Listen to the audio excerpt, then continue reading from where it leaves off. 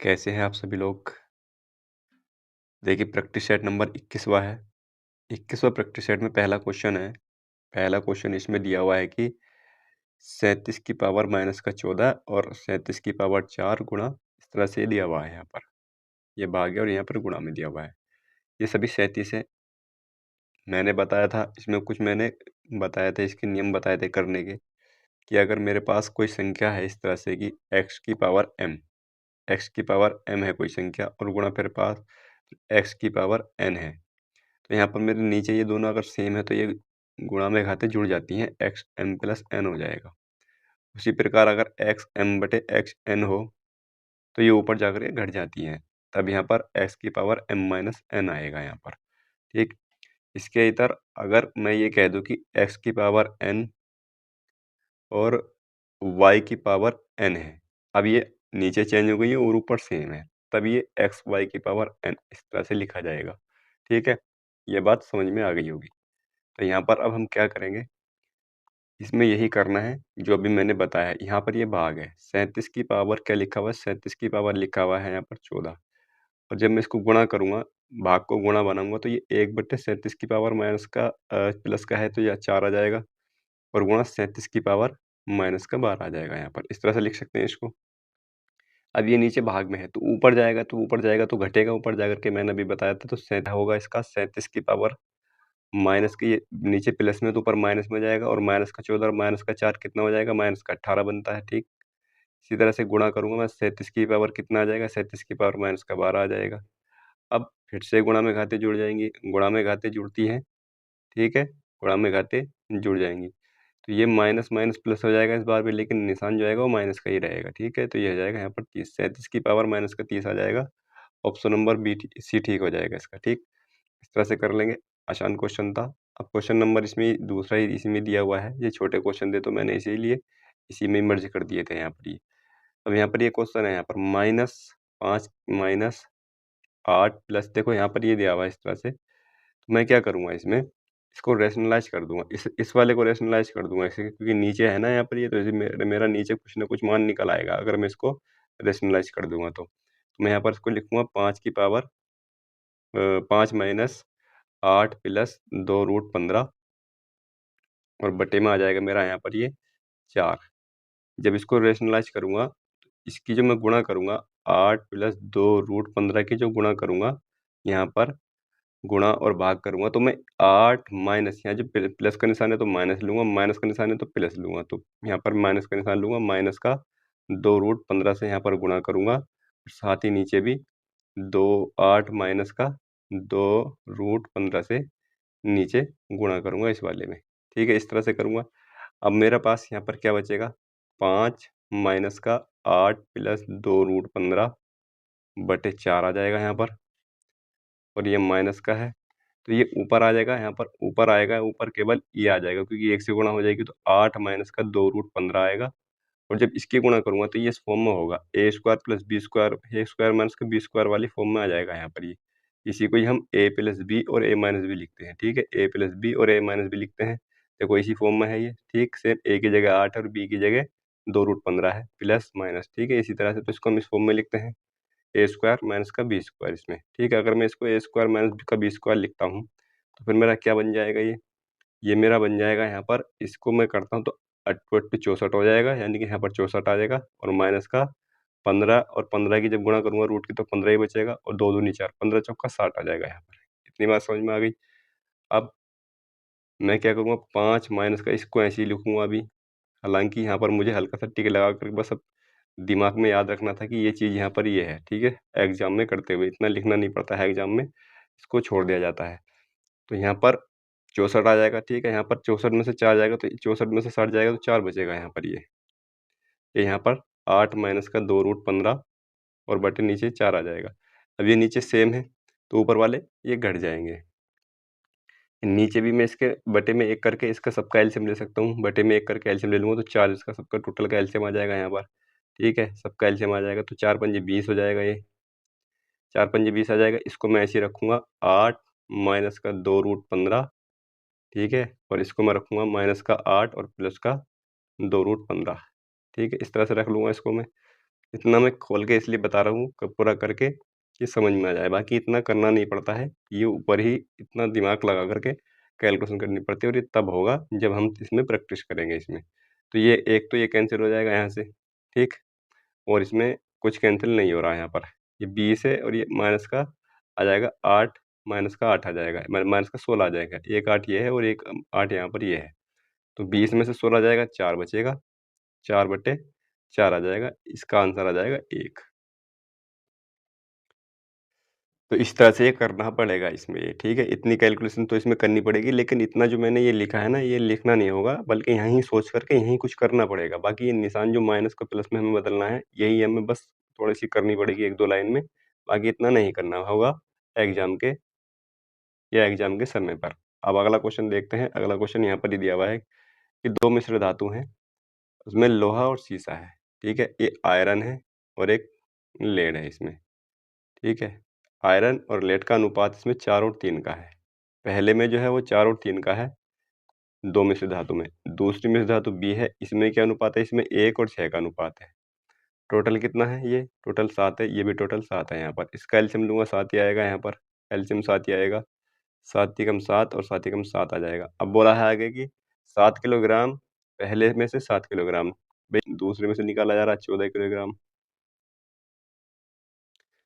7 दूनी 14, इसकी मैं यहाँ से इसको काटूँगा तो यहाँ पर 2 आ जाएगा ये, ठीक है? ये 7 दूनी 14, यहाँ पर 2 आ जाएगा। ये 2 आ जाएगा। अब मुझे जो गुणा करनी पड़ेगी, यहाँ पर ये 1 है और यहाँ पर 2 है कुल मिला के। ये टोटल जो बचेगा यहाँ पर, ये कुछ नहीं बचेगा, सब खत्म हो जाएगा यहाँ पर। ये केवल इसका कोई काम रहेगा नहीं, केवल यहाँ पर 1 रहेगा और यहाँ पर 2 रहेगा। इन्हीं की मुझे अंदर गुणा करनी पड़ेगी इनमें। 1 चौक 4 आ जाएगा यहाँ पर और 1 तिया 3 आ जाएगा। 2 एकम 2 और 2 छंग 12। अगर मैं इसको अब जोड़ता हूँ तो मेरा ये फाइनल मिश्रण आ जाएगा, ठीक है? जो मिलाया गया है। तो ये आ जाएगा 6 और 15, यानी कि 6 और 15 के अनुपात में ये मिलाया गया है, ठीक?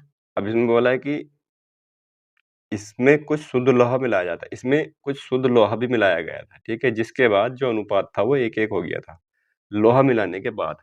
लोहा मिलाने के बाद इसमें अनुपात हुआ था 1-1 का, लेकिन यहाँ पर तो लोहा 6 दे रखा है और जो शीशा है यहाँ पर वो 15 दे रखा है लीड, ठीक है? तो यहाँ पर हमें 1-1 का अनुपात कब मिलेगा?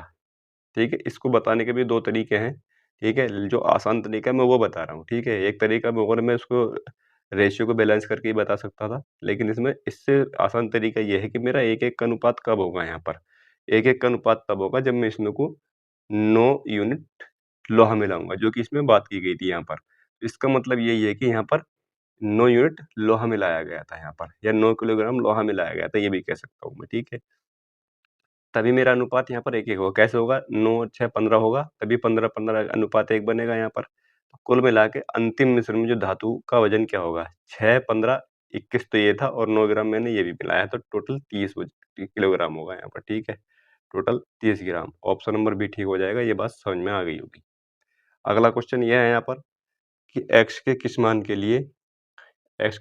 के लिए माइनस का 2/7 और x इसके अलावा माइनस का 7/2 ये गुणोत्तर श्रेणी में होंगे। गुणोत्तर श्रेणी का मतलब होता है कि जो इसका जो सर्वांतर होता है, जो सर्वानुपात होता है, वो सभी में बराबर होता है, ठीक है? सर्वानुपात निकलता कैसे है? जैसे मैंने यहाँ पर लिख लिया 3, 9, 27, ठीक है, 81। तो ये सर्वानुपात में यानी कि समांतर श्रेणी में है, तो सर्वानुपात क्या होगा? इनका जो दूसरी संख्या होगी, उसको पहली से भाग करते हैं हम। 9/3, 27/9 और 81/27 इस तरह से करते हैं। तो यहाँ पर 3 आएगा, यहाँ पर भी 3 आएगा, यहाँ पर भी 3 आएगा। तो यानी कि सब बराबर ही तो हैं ये। ये सर्वानुपात जो है सब में बराबर है। तो उसी प्रकार मैं इसी में यही चीज़ अप्लाई कर दूँगा यहाँ पर कि मेरा यहाँ पर भी सर्वानुपात बराबर ही होंगे यहाँ पर। सर्वानुपात कैसे निकलेगा? दूसरी को मैं पहली से भाग करूँगा, ठीक? दूसरी को पहली से भाग करूँगा और बराबर किसके होगा? तीसरी को दूसरी से भाग करूँगा। क्योंकि बराबर तो होने चाहिए ना मेरे ये, सभी बराबर होते हैं यहाँ पर। तो ये बटे में x करूँगा यहाँ पर। ठीक, इतनी बात समझ में आ गई। अब मैं इसकी क्रॉस मल्टीप्लाई कर सकता हूँ तो ये एक्स स्क्वायर आ जाएगा। ये एक्स स्क्वायर आ जाएगा। जब मैं इसकी गुणा करूँगा तो ये माइनस का 2/7 है और गुणा करूँगा इसकी तो यहाँ माइनस का 7/2 है। ठीक? माइनस माइनस का प्लस बन जाएगा, 2 से 2 कट जाएगा, 7 से 7 कट जाएगा, कुल मिला के यहाँ पर 1 बच गया। ठीक है? 1 बच जाएगा यहाँ पर। तो एक्स स्क्वायर का मान जो होगा वो 1 आ जाएगा। एक्स का मान यहाँ पर मेरा प्लस का या माइनस का हो सकता है। एक्स का मान मेरा यहाँ पर प्लस माइनस का कुछ भी हो सकता है। क्योंकि यहाँ पर ये स्क्वायर है, जब मैं इसको रूट 1 लगाऊँगा यहाँ पर और जब ये रूट हटता है ना 1 से, तो इसका मतलब ये होता है कि ये प्लस का 1 भी हो सकता है, माइनस का 1 भी हो सकता है। क्यों? क्योंकि अगर मैं यहाँ पर x का मान अगर 1 मान लूँ, तो अगर मैं इसका वर्ग करता हूँ, प्लस का 1 मान लो इसका वर्ग करता हूँ तो भी 1 आएगा, माइनस का 1 का वर्ग करता हूँ तो भी 1 आएगा। इसका मतलब एक्स स्क्वायर का मान 1 था, तो प्लस माइनस कुछ भी हो सकता है। मेरा आंसर जो होगा, आंसर हो जाएगा मेरा option number C. Option number C ठीक हो जाएगा इसका।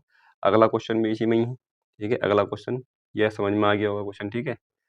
अगला क्वेश्चन ये दिया है कि 3 संख्याएँ हैं, 1/2 अनुपात 2/3 और अनुपात 3/4 इस अनुपात में है। तो सबसे बड़ी संख्या और सबसे छोटी संख्या के बीच का अंतर 33 है। तो तीनों संख्याओं का एचसीएफ बताना है यहाँ पर।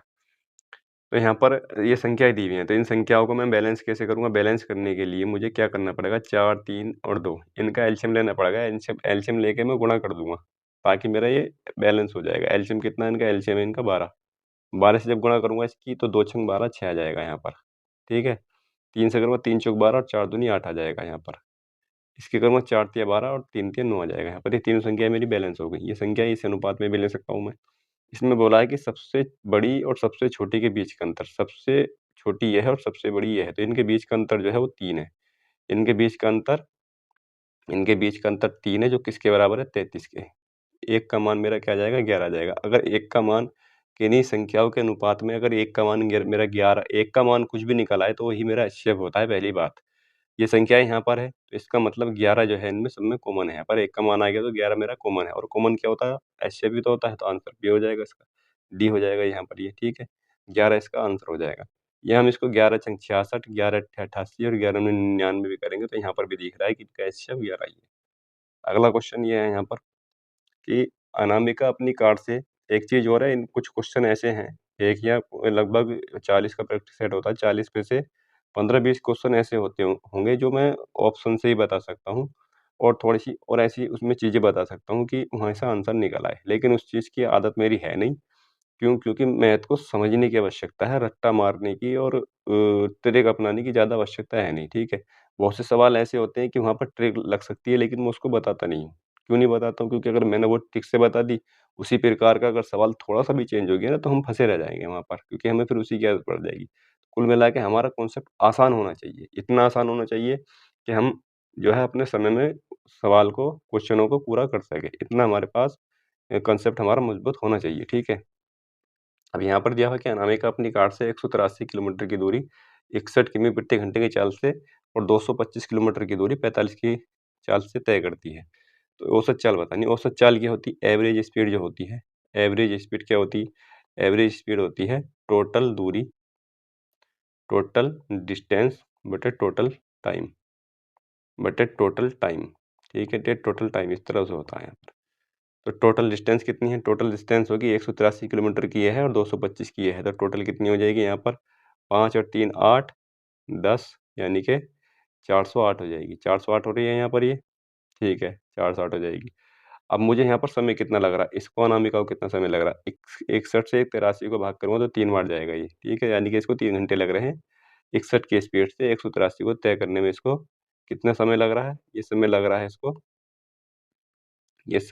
यहाँ पर इसको 3 घंटे का, प्लस 225 किलोमीटर की दूरी 45 से तय करता हूँ तो कितना, ये आ जाएगा 5 पच्चीम 25 5 24 5 मिनट का 5 घंटे का समय यहाँ पर लग रहा है, यानी टोटल मुझे 8 घंटे का समय लग रहा। तो ये मेरी आ जाएगी 8 पंजे 40 और 8 एकम 8 51 किलोमीटर प्रति घंटा की मेरी स्पीड आ जाएगी इसकी, अनामिका की। अगला क्वेश्चन ये है कि उस घन का आयतन मीटर घन में बताना है जिसके पृथ्वी एक और 42 मीटर है। ए का मान दिया हुआ है यहाँ पर, ए का मान दिया हुआ है 42, ए का मान यहाँ पर 42 दिया हुआ है, तो घन का आयतन कितना होता है? घन का आयतन होता है ए की पावर 3, ठीक? घन का विकर्ण क्या होता है? √3a, ठीक? घन का विकर्ण √3 हो गया। घन का संपूर्ण पृष्ठ क्या होता है? 6a² होता है, ठीक है? इसका वक्र पृष्ठ क्या होता है? 4a² होता है, ठीक है? इस तरह से कर लेंगे, ये फ़ॉर्मूले हमें याद होने चाहिए। इसके अलावा अब सवाल में बोला है a का मान 42 है, तो a की घात 3 यानी कि इसकी पृथ्वी एक कोर का लंबाई 42 है, तो इसका आयतन बताना। मुझे 42 का घन करना पड़ेगा, 42 का घन करना पड़ेगा, तो 42 का घन कितना हो जाएगा? 42 का घन करने के लिए पहली बात देखूँगा कि देखो इसमें ये 9 तो आएगा नहीं, 2 के लास्ट में अगर मैं 2 का घन करता हूँ, हालाँकि 42 का घन मैं निकाल सकता हूँ, क्योंकि याद रखने थोड़े से डिफ़िकल्ट होते हैं, या अगर अगर याद रख लेंगे तो बहुत अच्छा है। 50 तक के घन, 50 तक के वर्ग, 100 तक के वर्ग और 50 तक के घन अगर याद है, तो बहुत बढ़िया होता है। लेकिन क्या है कि ये याद नहीं रह पाते, तो यहाँ पर अगर मैं देखूँ तो 2 के घन में 8 आएगा लास्ट में, ठीक है? लास्ट में 8 आएगा, 2 के घन करूँगा, यानी कि लास्ट में अगर 2 है तो इसके घन में लास्ट में 8 ज़रूर आना है, तो लास्ट में 8 केवल एक ही संख्या में है इसमें। तो इस तरह से भी थोड़ा-सा हम पहचान सकते हैं। तो ये मेरा इसका आंसर हो जाएगा ऑप्शन नंबर डी, 74,088 42 का घन है।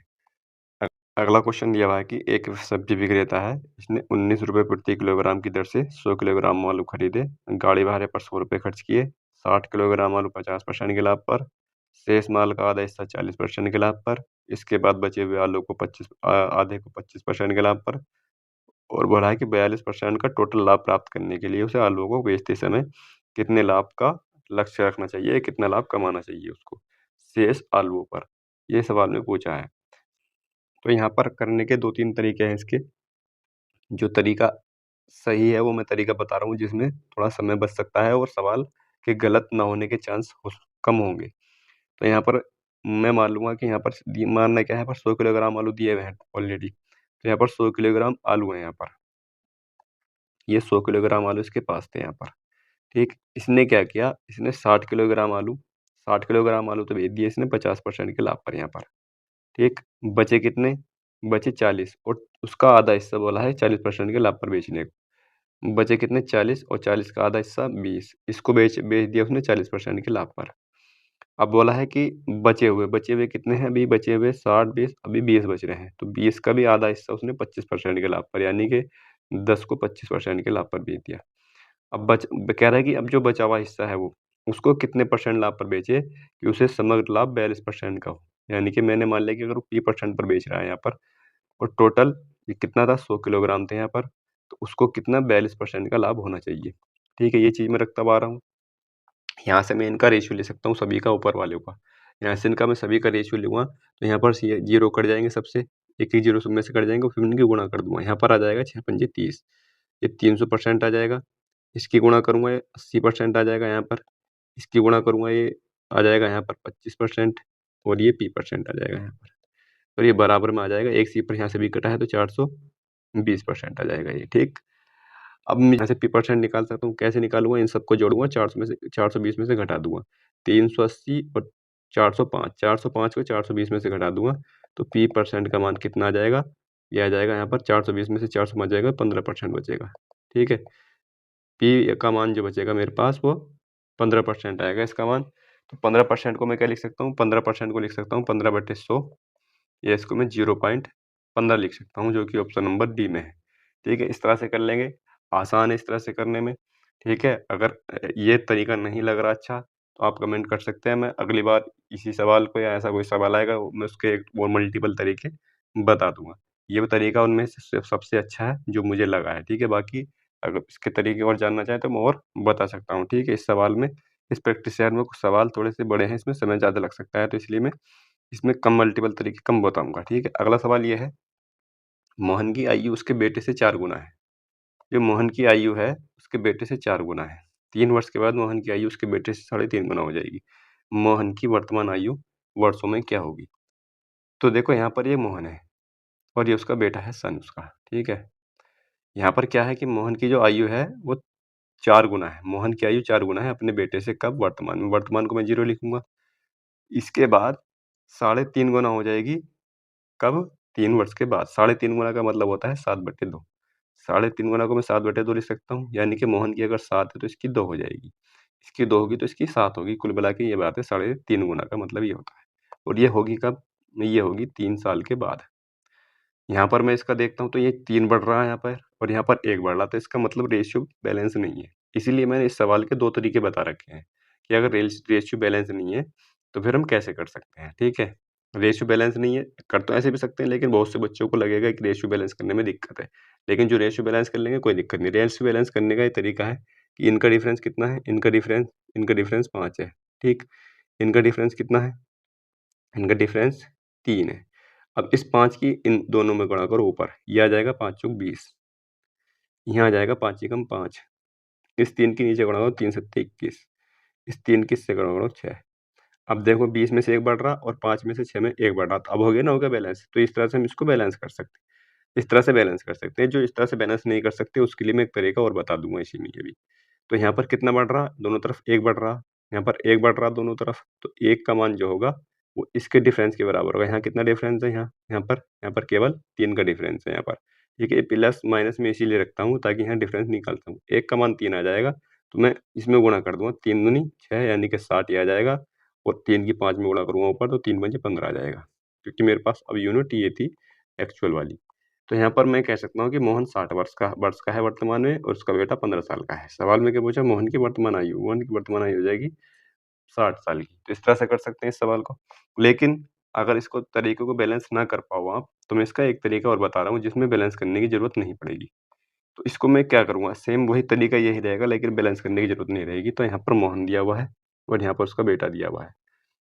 मोहन की आयु जो है वो 4 गुनी है अपने बेटे से, ठीक है, वर्तमान में, और 3 साल के बाद कितनी हो जाएगी, 3.5 गुना, यानी कि 7 और 2 हो जाएगी, ठीक है। यहाँ पर वर्तमान में एक आयु वर्तमान में दी हुई है, एक आयु वर्तमान में दी हुई है, तो मुझे क्या करना पड़ेगा, जो दूसरी आयु दी गई 3 साल के बाद, 3 साल के बाद जो आयु दी हुई है मैं उसी दोनों तरफ उसी को ही रखूँगा यहाँ पर, ठीक है। एक अगर वर्तमान में है तो दोनों को मैं दोनों तरफ 3 प्लस रखूँगा, ठीक है। और माइनस में है तो माइनस रखूँगा यहाँ पर। 2 चौक 8 आ जाएगा यहाँ पर, इनकी क्रॉस मल्टीप्लाई करूँगा, 7 ऊपर 7 आ जाएगा, 1 से करूँगा, 2 तिया 6 आ जाएगा प्लस का यहाँ पर, ठीक है, और 7 तिया 21 आ जाएगा यहाँ पर। अब यहाँ पर डिफरेंस कितना है, देखो यहाँ पर बैलेंस करने की जरूरत नहीं पड़ी, तो यहाँ पर डिफरेंस कितना है, यहाँ पर डिफरेंस 1 का है, और यहाँ पर डिफरेंस कितना का है, यहाँ पर 15 का डिफरेंस, ठीक है, यहाँ पर 15 का है। तो फिर से मैं इसमें गुणा कर दूंगा। अब ये वर्तमान आयु का जो है रेशियो ऊपर है, तो 15 चौका 60 यहाँ आ जाएगा, 15 चौका 60 ये हो जाएगा, और 15 एकम 15 ये हो जाएगा। तो यहाँ पर दोनों की आयु फिर से आ गई वही। तो यहाँ पर बैलेंस करने की जरूरत नहीं पड़ती इस वाले में। तो जो सा तरीका अच्छा लगे उससे कर सकते हैं आप। अगला क्वेश्चन दिया हुआ है, अगला क्वेश्चन ये दिया हुआ है कि एक खुदरा विक्रेता है, वस्तु पर खरीदारों के लिए निम्नलिखित स्कीमें प्रदान करता है, तो अधिकतम विक्रय मूल्य बताना है, कौन सी छूट देगी। तो इसमें क्या करेंगे हम, 27% की 2 क्रम एक छूट दी हुई है, तो 27% की, और यहाँ 7 की और 6 की, तो ये तो बिल्कुल भी नहीं होगा, ये तो बिल्कुल भी नहीं होगा यहाँ पर। 27% भी नहीं होगा क्योंकि ये बड़ी-बड़ी छूटें हैं यहाँ पर, तो ये भी बिल्कुल नहीं होगा यहाँ पर। 45%, 29%, 20% और 38%, तो यहाँ पर साफ-साफ दिख रहा है कि सी जो है ये करेक्ट आंसर हो जाएगा, क्योंकि 45 और 29 कितने हो जाएँगे, 74 हो जाएँगे। ठीक है, 74 में से कुछ घटेगा, 74 में से 4 दूनी 8, या मैं कह सकता हूँ 45 या कितने हो जाएँगे, 3 पंजे 15 और 3 चौक 12 और एक 13, ठीक है, यानी कि लगभग इसमें से 13 घटेगा। 74 में से जो है लगभग 13 घटेगा, लगभग 13 पॉइंट कुछ घटेगा, तो 60 के आस-पास ये जाएगा, ठीक है, 60 के आस-पास ये जाएगा। 20 की ये कितना हो जाएगा, ये 58 हो जाएगा, 58 हो जाएगा, और 38 दूनी 74, यानी कि इसमें से 7.4 घटेगा, तो ये 51 के समथिंग जाएगा।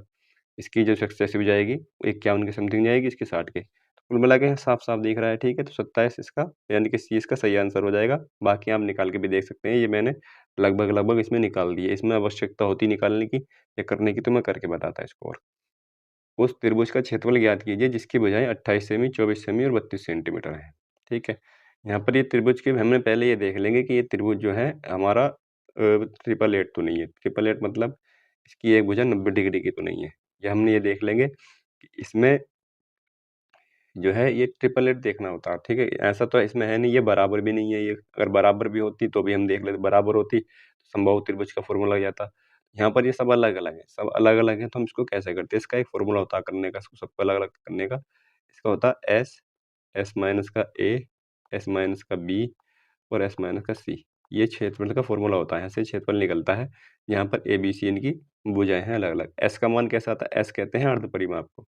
अर्ध परिमाप कैसे निकलेगा? इनका परिमाप निकालेंगे पहले, 28, 24 और 32। इसका अर्ध परिमाप कैसे निकालूँगा? ये 14 आ जाएगा, ये 12 आ जाएगा और ये 16 आ जाएगा। इसको जोड़ दूँगा कितना आ जाएगा? यहाँ से आ जाएगा ये 16 और 24, 30 और 42। इसका अर्ध परिमाप जो आ जाएगा वो 42 आ जाएगा, ठीक है? मैंने यहाँ पर पहले इसको आधा-आधा करके जोड़ दिया था, या इसको जोड़ करके ये आधा कर 42, 84 आएगा टोटली। अगर ये 42, 84 का आधा कर देंगे 42 आ जाएगा यहाँ पर, ठीक। अब यहाँ पर ये 42 आ गया, एस का मान यहाँ पर 42 आ गया। एस का मान अब मैं यहाँ पर रखूँगा, एस का मान आ जाएगा यहाँ पर 42, 42 आ जाएगा, एस माइनस 28 यानी कि 42 में से 28 घटाऊँगा तो मेरा कितना बचेगा यहाँ से? ये बच जाएगा मेरा 14 यहाँ पर। इसके अलावा यहाँ पर मैं मान रख रहा हूँ, यहाँ पर मैं मान रख रहा हूँ, ये एक चीज़ और है, यहाँ पर ये रूट में होता है, ठीक है? इस चीज़ का और थोड़ा-सा ध्यान नहीं रहा था। यहाँ पर ये रूट में होता है ये, ठीक है? ये रूट में रहेगा अंदर इसके, ठीक? यहाँ पर ये सारा रूट में रहेगा। एक आ गया बी को घटाऊँगा, बी क्या है? 24 है। 42 में से 24 जाएगा तो कितना बचेगा? तो ये जाएगा मेरा 12, 18 बचेगा यहाँ पर, ठीक है? 18 आ जाएगा। इसके अलावा 42 में से 32 घटाऊँगा तो 10 बचेगा यहाँ पर। अब ये चीज़ आ गई यहाँ पर, या तो मैं क्या करूँगा, या तो सबकी गुणा कर दूँगा इनकी, सबकी गुणा करने के बाद फिर देखूँगा कि किस चीज़ का वर्ग वर्ग है वो। लेकिन ऑप्शन में देख रहा हूँ तो ये पूर्ण वर्ग तो है नहीं, ठीक है? ये पूर्ण वर्ग तो है नहीं कि मेरा पूर्ण वर्ग आएगा, तो मैं क्या करूँगा इसमें, मैं क्या करूँगा देखो, इसमें ये इतना आ गया, इतना कर सकते हैं। अब इसके लिए मैं क्या करूँगा, सबकी गुणा करूँगा, फिर मैं इसमें मैं देखूँगा कि किसका वर्ग है, और यहाँ पर ये वर्ग बन नहीं रहा। तो मैं इसका एक तरीका ये अपना सकता हूँ, इसमें मैं इसको गुणा करूँगा, ये रूट तो मेरा है ही यहाँ पर मौजूद, तो इसको मैं 7 छंग 42 कर सकता हूँ, और 7 छंग 42 को 7 6 को 2 गुणा 3 कर सकता हूँ, और उसको 7 दूनी 14 कर सकता हूँ, 9 दूनी 18 कर सकता हूँ। 9 से मैंने इसलिए डायरेक्ट कर ली क्योंकि 9 एक पूर्ण वर्ग है यहाँ पर, और 5 2 इसको कर सकता हूँ यहाँ पर। कोई पूर्ण वर्ग होता तो मैं पूर्ण वर्ग से भी गुणा कर लेता यहाँ पर। अब यहाँ से मुझे जोड़ी में बाहर निकालना है, 7 है यहाँ पर, एक जोड़ी है तो एक 7 बाहर निकालूँगा रूट में से, ठीक है? गुणा 1 2 3 4 4 जोड़ियाँ हैं तो मैं यहाँ पर 2 2 निकाल दूँगा, यानी कि 4 निकाल दूँगा। 2 2 को यानी कि 2 दूनी 4 बाहर निकाल दूँगा, क्योंकि 2 दूनी 4 4 दूनी 8 दूनी 16, 16 अंदर आएगा तो 4 बाहर निकलेगा यहाँ पर, ठीक? इसके बाद गुणा 1 3 यहाँ पर है, यानी कि 3 तो केवल 1 है, 9 ये 9 है ना, तो यहाँ पर एक इसका 9 का 3 निकाल दूँगा बाहर। ये 3 रह जाएगा मेरे अंदर। अब मेरे पास अंदर क्या बचा? अंदर मेरे पास एक 3 बचा और एक केवल 5 बचा अंदर। अंदर 3 और 5 रह गया, बाकी सब बाहर आ गए हैं। तो मेरे पास अंदर रूट में यही आ जाएगा, 3 पंजे 15 यहाँ पर, ठीक है? 4 7 28 तिया 84 आ जाएगा। 84 रूट 15 आ जाएगा। अब देखो यहाँ पर कितना आसान हो गया। केवल इसी से मैंने कितना आसान कर दिया है यहाँ पर। अगर मैं इसकी गुणा करता फिर उसको निकालना पड़ता। कुल मिला के यहाँ पर 1 से डेढ़ मिनट फालतू लग जाता अगर मैं इसको ऐसे नहीं यहाँ करूँ तो यहाँ पर। ठीक है? तो ये 84.15 इसका आंसर आ जाएगा। अगला क्वेश्चन ये करते हैं। अगला क्वेश्चन ये दिया है कि पी ने 1 वर्ष के लिए ₹4000 का निवेश किया और कुछ महीनों के बाद क्यू भी शामिल हो गया इसके साथ, पी के साथ, और 1 वर्ष के अंत में पी को लाभ ये इतने अनुपात में मिला, तो क्यू कब शामिल हुआ था, कितने महीनों के बाद?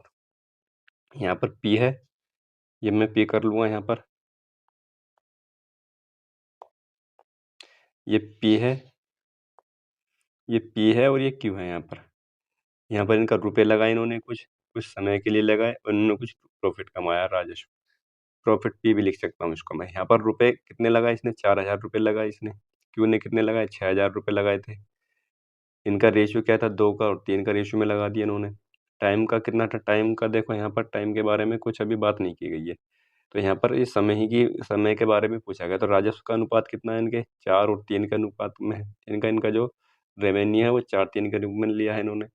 तो यहाँ पर एक चीज़ देखो, मैंने क्या बताया था? आर की और टी की गुणा करेंगे तभी यहाँ पर आर आएगा। यानी कि ये आर जो होगा, समय जो होगा यानी कि जो राशि है वो समय के जो है समानुपात में होती है, ठीक? और राजस्व जो है इनके व्युत्क्रम के अनुपात में होता है। तो यहाँ पर 4 कब आएगा? 4 तब आएगा जब मैं यहाँ पर 2 रखूँगा, सॉरी, ठीक है? यहाँ पर जब मैं 2 रखूँगा तभी 4 आएगा, 2 दूनी 4। 3 कब आएगा यहाँ पर? 3 तब आएगा जब मैं यहाँ पर 1 रखूँगा, 3 एकम 3 आ जाएगा, ठीक है? ये साफ-साफ इसमें दिखाई दे रहा था।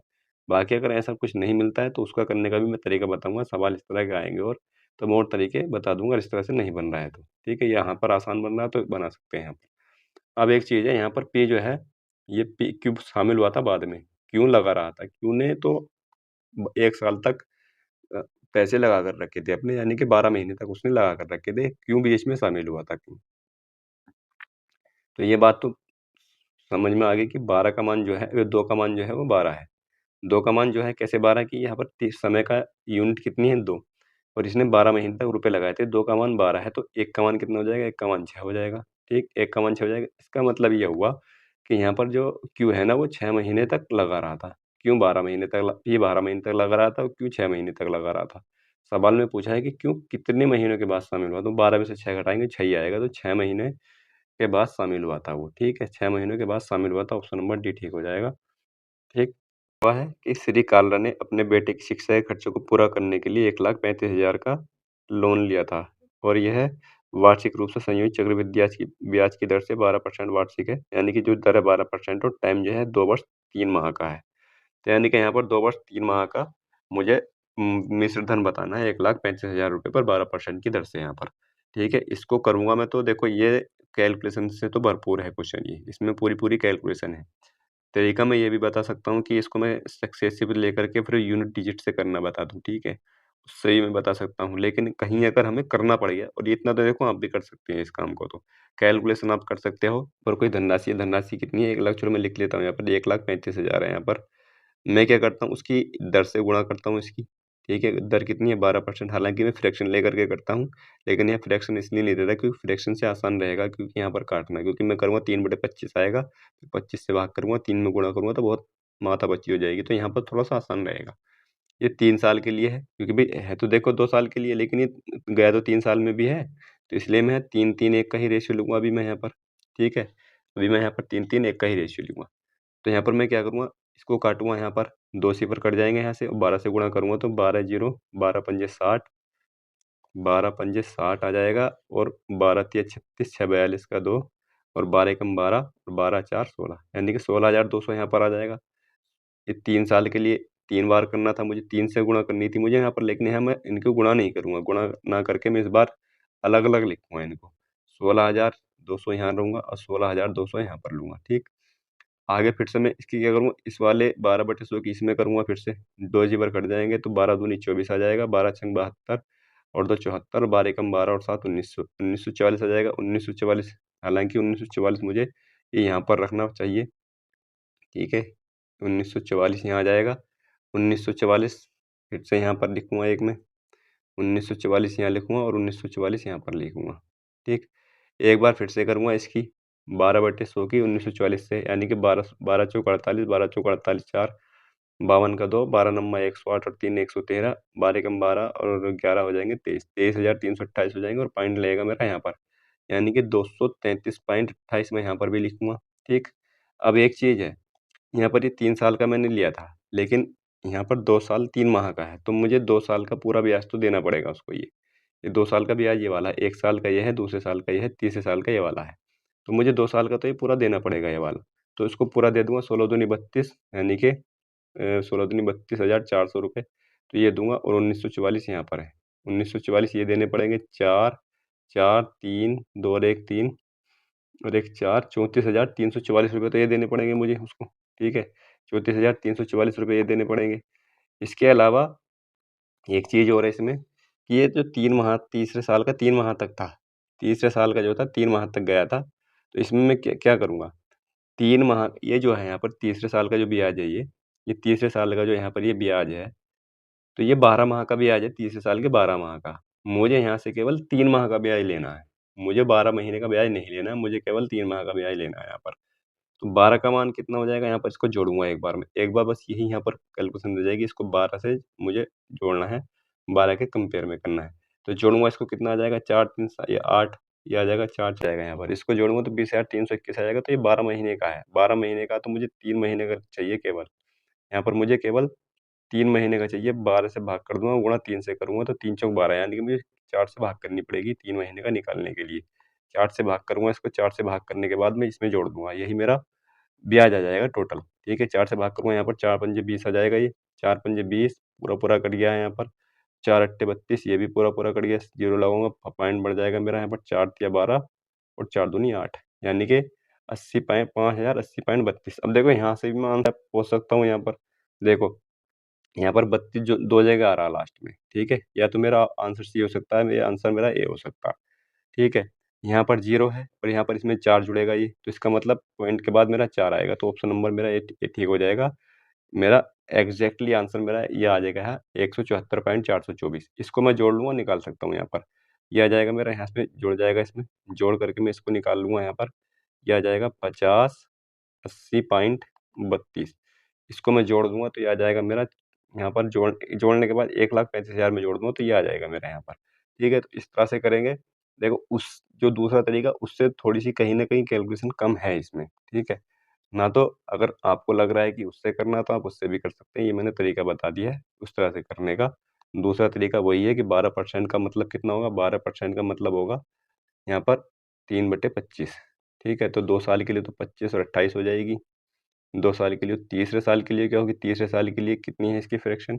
इसकी है 3/25 तो इसमें गुणा करूँगा 3 माह का है यहाँ पर, तो 3 माह को मैं क्या लिख सकता हूँ, 3 माह बटे 12 यानी कि 1/4, 1/4 से यहाँ गुणा करूँगा 25 चौका 100 यानी कि 30 साल के लिए 100, 103 हो जाएगी यहाँ पर। अब क्या करूँगा मैं, अब यहाँ पर मुझे ये करना पड़ेगा कि सबकी गुणा करूँगा, 25 का वर्ग 625 हो जाएगा, डबल ज़ीरो हो जाएगा। अब इसकी सबकी गुणा करूँगा यहाँ पर 28 गुणा 28 और गुणा 103 यहाँ पर, ठीक ये होगा। इसके बाद फिर मैं क्या करूँगा, 625 का मान किसके बराबर है, 625 का मान है 1,35,000 के बराबर है। तो मुझे फिर इसका मान निकालना पड़ेगा, इसका मान निकालूँगा तब मेरा जाकर के आंसर आ जाएगा यहाँ पर, ठीक है। एक तरीका फिर इसका ये भी होगा। अगला क्वेश्चन देखते हैं। अगला क्वेश्चन ये दिया हुआ है। अगला क्वेश्चन कह रहा है कि यदि 3, 60, 62 और 22 समानुपात में है। जब कभी इस तरह का मामला आए तो 3, 60, 62 और इस तरह से लिख लेते हैं हम इनको। तो बाहर वाले की गुणा और अंदर वाले की गुणा करते हैं हम, ठीक है, यही मैं बताता आ रहा हूँ। बाहर वालों के अंदर वाले की गुणा करते हैं, 3y बराबर ये हो जाएगा 60 गुणा 62 अगर समानुपात में है तो। ये आ जाएगा यहाँ पर 3 दूनी 6 आ जाएगा और 62, 3 दूनी 6 और 3 छंग 18। यहाँ पर 3 ये 20 आएगा ना यहाँ पर ये, ठीक, ये 20 आएगा यहाँ पर ये, ठीक है। 3 दूनी 6 हो रहा था यहाँ पर, इसकी गुणा करूँगा 62 दूनी हो जाएगा यहाँ पर 124 यानी कि 1240 मेरा आंसर आ जाएगा ऑप्शन नंबर 20 का। अगला क्वेश्चन ये है। अगला क्वेश्चन इस तरह से है तो इसको हमें सॉल्व करना है। इसको सॉल्व करने के लिए क्या करेंगे, 14 गुणा और यहाँ पर ये पहले हम इसको लिखेंगे 14 और गुणा 3 का वर्ग लिख देंगे 9, ठीक है। ये भाग में है तो भाग का जो है ये गुणा बन के 1/17 हो जाएगा और प्लस का 25 माइनस का 89 ये लिख सकते हैं हम यहाँ पर। इतना तो कम कर सकते हैं यहाँ पर। यहाँ से कुछ भी नहीं कट रहा आप, इसका मतलब हमें यहाँ पर सबकी गुणा करनी पड़ेगी इन वालों की। 14 का वर्ग कितना हो जाएगा, 196, 196 गुणा 9 आ जाएगा यहाँ पर, बटे में आ जाएगा 17, बटे में 17 आ जाएगा और माइनस का ये प्लस का है, यानी कि 25 में से 89 जाएगा, कितना बचेगा, माइनस का आएगा, 9 में से 5 जाएगा, 4 बचेगा, यानी कि 64 बचेगा यहाँ पर माइनस का। 17 की यहाँ पर कुछ कर तो रहा नहीं, 17 की 64 की गुणा करूँगा, 17 चौका 68 आ जाएगा और 17 छक्का 102 और 106 108 हो जाएगा यहाँ पर, ठीक है। तो ये 1088 आ जाएगा। 9 की 96 से गुणा करूँगा, 196 से 9 छंग 54 का 4 आएगा और 9 नम 81, 81 और 5 86 आ जाएगा यहाँ पर और 9 एकम 9 और 8 17 आ जाएगा। 1764 में से 1088 घटाऊँगा और बटे 17 कर दूँगा, कितना आएगा, 14 में से 8 जाएगा 6 बचेगा, ठीक है। तो ये हो सकता है 676 हो, ठीक है, ये भी मेरा आंसर हो सकता है, ठीक है, इतना आ जाएगा। अब यहाँ से मैं घटाऊँगा ये 15 में से 8 जाएगा, यहाँ पर 7 बचेगा और यहाँ पर 16 में से 6, ठीक है, 676 ये 676 बटे 17 आ जाएगा, ठीक है। हालाँकि यूनिट डिजिट से मैंने तुरंत लगा दिया था, तो इस तरह से इसको कर लेंगे यहाँ पर। अगला क्वेश्चन अगला क्वेश्चन ये दिया हुआ है यहाँ पर, किसका मान ज्ञात करना पी का। इस पी का कहाँ गया पी, ये पी है यहाँ पर, इसका मान ज्ञात करना, अगर इसका माध्य 12.58 है तो, ठीक है। सेम सवाल बिल्कुल पिछले वाले प्रैक्टिस सेट में भी था, उसमें क्या था, इसमें ये एक्स के मान दिए हुए हैं, एक्स के मान 5, 8, 10, 12, पी और 20 और एक 25 भी है। यहाँ पर फ्रीक्वेंसी दे रखी है 2, 5, 8, 22, 7, 4 और 2 की। इनका एफ निकाल लेंगे, एफ इनकी गुणा कर लेंगे, 2 पंजे 10, 8 पंजे 40, 80, 12 दूनी 24 और 12 दूनी 24 दो 26, 7 पी, 80 और 50, ठीक है। इन सबको जोड़ेंगे कितना, 2, 5, 7, 8 यानी कि 15, 15 और 22 यहाँ पर हो जाएगा 37 हो जाएगा, 37 और 7 44, 44 से यहाँ पर 50 आ जाएगा टोटल ये, ठीक है, ये 50 आ जाएगा। इसको जोड़ेंगे कितना आ जाएगा, 50, 80, 130, 130 को 130 यहाँ से यहाँ तक आ जाएगा, 130 ये और यहाँ पर 130 और 8 5 13, 130 हो जाएगा, यानी कि 260 ये हो जाएगा, 260, 264 जोड़ेंगे कितना आ जाएगा, यहाँ पर 4, 6, 6, 12 का 2 यानी कि 524 आ जाएगा, 500, 524 प्लस 7 भी हो जाएगा ये, कितना आ जाएगा, ठीक। इतना कर सकते हैं। इतना करने के बाद क्या करेंगे, इनका माध्य क्या दिया हुआ है, माध्य क्या होता है देखो, ऊपर से मैं इसको बिठान सकता हूँ यहाँ से, इतना मैं बिठान लूँगा यहाँ पर।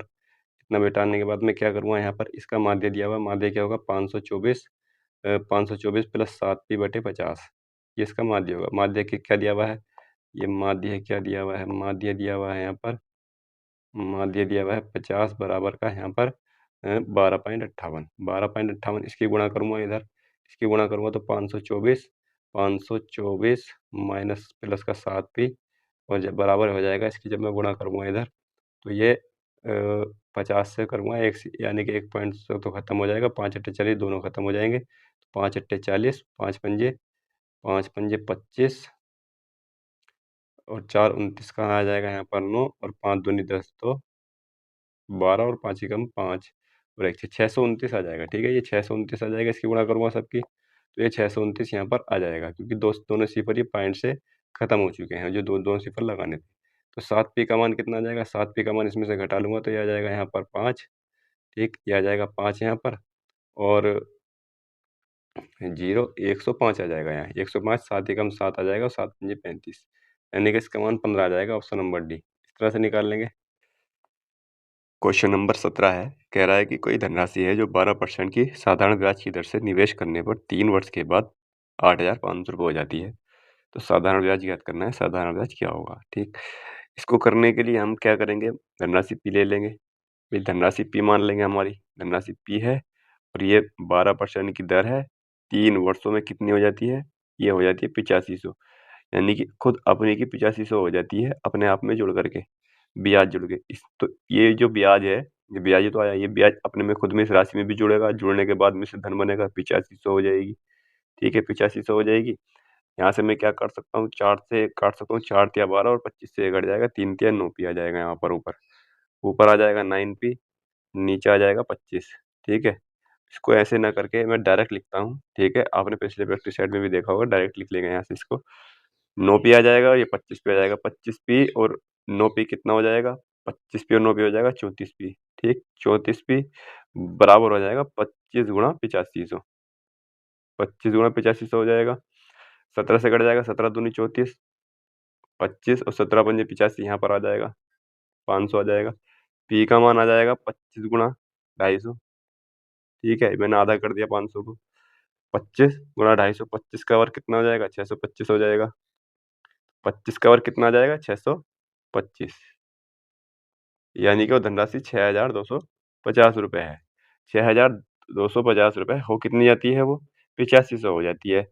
कुल मिला के 8500 में से मैं इसको घटा दूंगा, इसमें से घटा दूंगा तो मेरा ब्याज आ जाएगा 8500 को, इसमें से 8500 में से इसको घटा दूंगा, क्योंकि 85 जो जो है ये टोटल मिश्र धन था यहाँ पर। ये टोटल अब यहाँ पर धनराशि आ गई, सवाल में पूछी थी साधारण ब्याज बताना है। तो यहाँ पर आ जाएगा 0 आ जाएगा, 5 आ जाएगा और यहाँ पर आ जाएगा 2, ये आ जाएगा 2250 रुपये।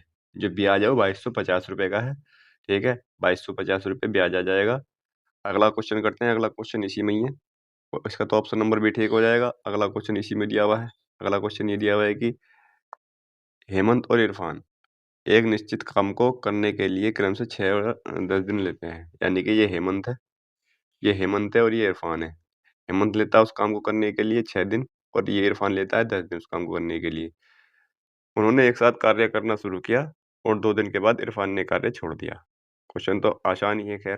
ठीक है, 30 इनका एलसीएम हो जाएगा, इसकी एफिशिएंसी 5 आ जाएगी, इसकी एफिशिएंसी 3 आ जाएगी इरफान की। अब उन्होंने एक साथ काम करना शुरू किया था और 2 दिन के बाद इरफान ने काम छोड़ दिया, यानी कि 2 दिन तो उन्होंने एक साथ काम किया था। 5 और 3 8, यानी कि 8 की एफिशिएंसी से 2 दिन उन्होंने काम किया। 8 दूनी 16, टोटल काम 30 था तो 14 बचा हुआ है अभी काम। टोटल काम 14 बचा हुआ है। अब इस 14 काम को कौन करेगा?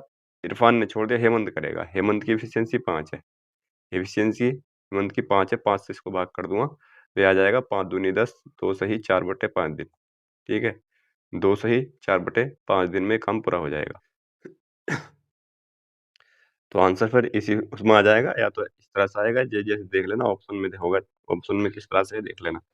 19 अच्छा क्वेश्चन है वैसे ये। एक बिल्डर ने 3 निर्माण श्रमिकों जय, नरेश और सुनील को एक साइट पर काम करने के लिए नियुक्त किया। वे क्रम से 20 दिन, 30 और 60 दिन में काम करते हैं, पूरा काम कर लेते हैं वो इतने दिन में। और जय, नरेश और सुनील एक साथ वैकल्पिक दिनों में सहायता प्रदान करते हैं, तो जय पूरे काम को खत्म करने में कितना समय लेगा? क्वेश्चन बढ़िया है ये वाला।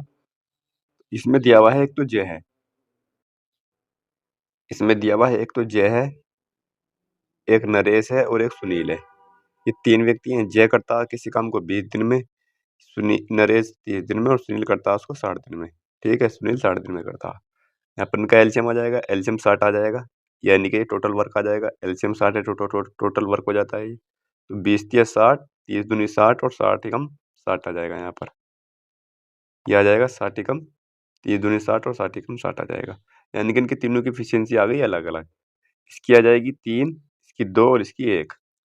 अब सवाल को समझना, हमें सवाल में ये समझना है कि ये कह क्या रहा है। सवाल में ये बोला है कि यदि जय को नरेश और सुनील एक साथ वैकल्पिक दिनों में सहायता प्रदान करते हैं। मतलब ये हुआ इसका कि पहले दिन तो जय अकेला काम करेगा, ठीक? वैकल्पिक दिनों का मतलब ये है कि पहले दिन तो जय ने काम अकेले नहीं किया। दूसरे दिन क्या होगा? दूसरे दिन इसके साथ तीनों काम ये इसके साथ दोनों सहायता करेंगे। कौन? जय और नरेश। जय को नरेश और सुनील। नरेश और सुनील, ठीक है? इस तरह से। ये 2 दिन का काम हो गया, फिर से इसी तरह रिपीट होगा, फिर जय जो है अकेला काम करेगा, फिर अगले दिन फिर से जय के साथ नरेश और सुनील ये सहायता देंगे इसको। इस तरह से ये बढ़ता चला जाएगा, यानी कि 2-2 का पेयर सा बन रहा है यहाँ पर ये।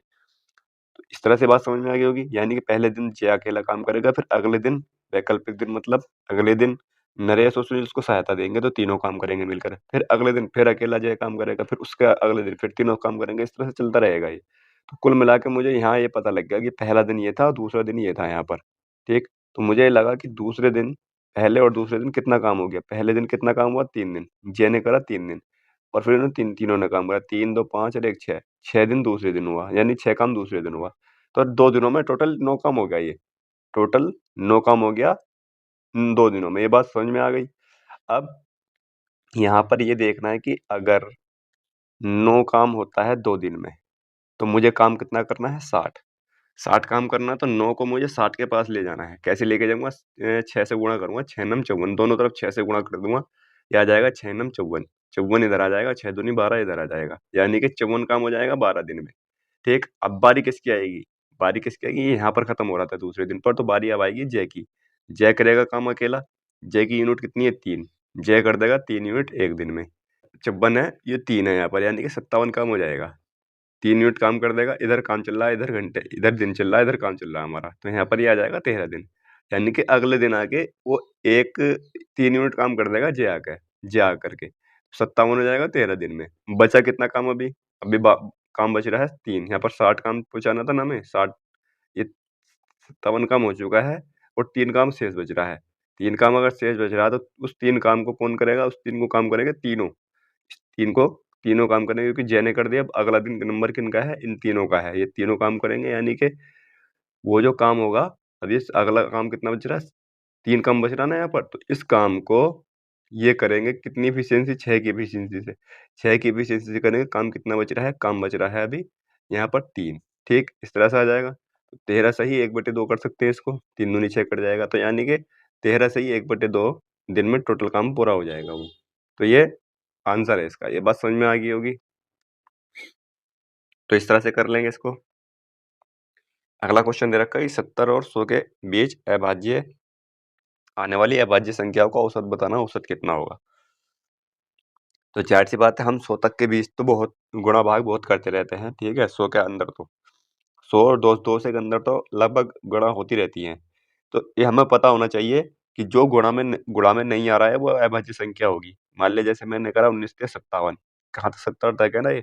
मैंने कहा 29 तिया 87, तो मैंने कई बार गुणा कर रखी है कि 29 तिया 87 होता है, तो 87 जो है वो अभाज्य संख्या नहीं होगा, ठीक है?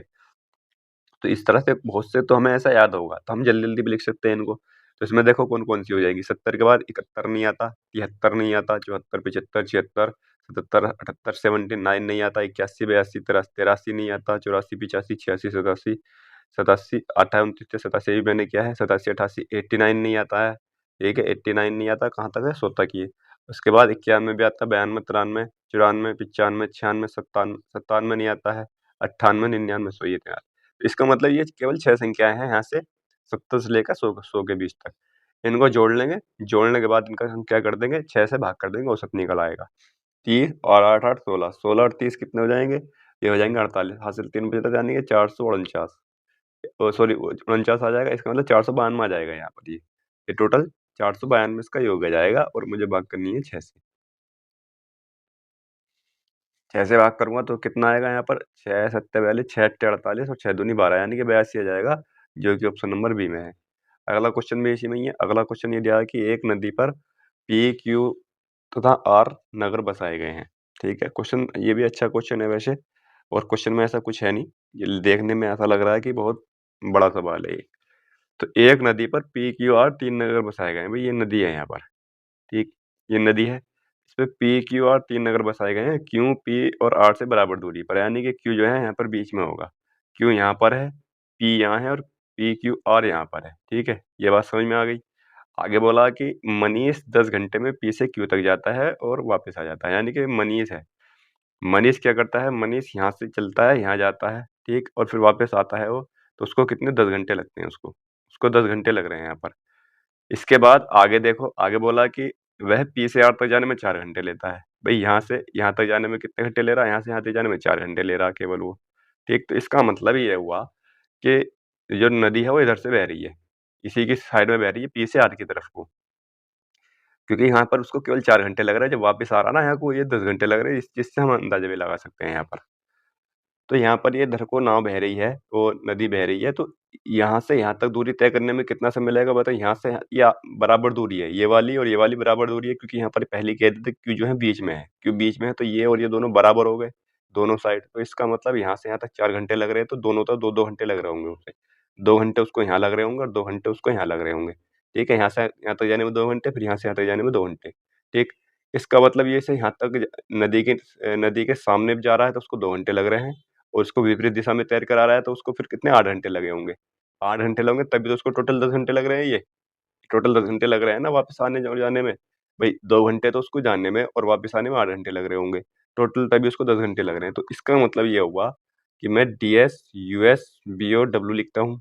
यही चीज़ मैंने आपको बताई है। यहाँ पर मुझे किस चीज़ का रेशियो मिल गया? टाइम का रेशियो मिल गया। किसके टाइम का रेशियो मिल गया? ये टाइम का रेशियो मिल गया मुझे समांतर दूरी, मतलब समान दिशा में चाल कितनी है? 8 किलोमीटर प्रति घंटा। ये चाल चाल मुझे यहाँ पर उसका चाहिए टाइम का। टाइम का हो जाएगा यहाँ पर 2, इस समान दिशा में ये है यहाँ पर ये, ठीक है? इस समान दिशा में 2 घंटे लग रहे हैं और विपरीत दिशा में उसको 8 घंटे लग रहे हैं। तो यहाँ पर ये रेशियो मिल जाएगा।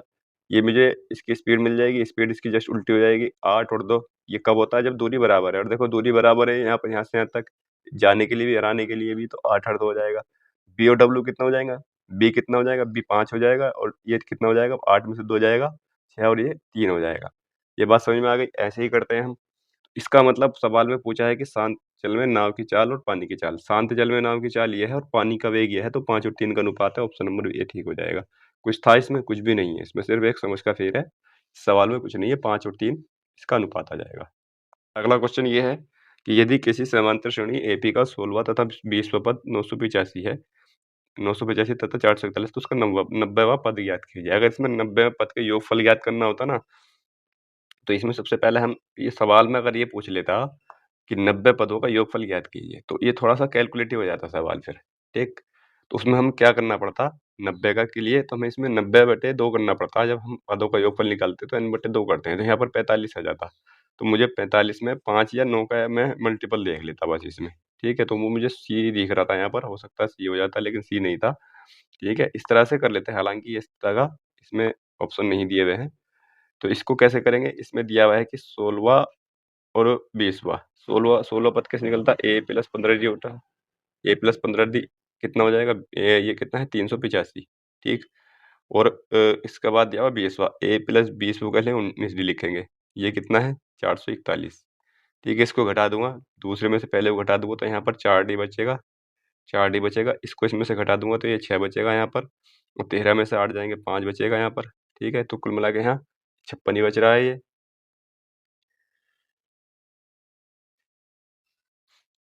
ठीक, 56 बच रहा है, तो यहाँ पर डी का मान कितना आ जाएगा? डी का मान आ जाएगा 4 एकम 4, 4 चौक 16, यानी कि डी का मान यहाँ पर 14 आ जाएगा। मैं कोई सी भी समीकरण में रख करके मैं ए का मान निकाल दूँगा। तो इसका मान अगर मैं वहाँ रखता हूँ, तो ए बराबर आ जाएगा यहाँ पर 385 माइनस का 14 गुणा 15, 15 चौका 60, 15 एकम 15 और 15 छः 21, 210 आ जाएगा। इसको मैं घटाऊँगा, तो यहाँ पर ये आ जाएगा 175। 175 आ जाएगा, यानी कि ए का मान 175 आ गया, डी का मान 14 आ गया। तो मुझे 90वां पद निकाल सकता हूँ। 90वां पद क्या आ जाएगा? 90वां पद हो जाएगा ए प्लस 89डी, ठीक? यानी कि एक-एक कट जाता है इसमें, ये सब मैंने बता रखा है, ठीक है? अब यहाँ ये पूछने की ज़रूरत है ही नहीं कि यहाँ पर ये कैसे करते हैं ए प्लस 89, ठीक है? इसी तरह से हम जीपीसीडी में भी इसी तरह से करते हैं। तो ए का मान 175 आ जाएगा और 8 की गुणा डी का मान कितना है यहाँ पर? डी का मान है 175, 89 गुणा 175, ठीक है? डी का मान कितना है यहाँ पर 175। ए का मान तो 14 है ना, ए का मान 14 है यहाँ पर, ठीक है। ये ए का मान 14 है यहाँ पर और ये ठीक रखा गया है। 89 प्लस 89 गुणा 174 ये मुझे करना है यहाँ पर।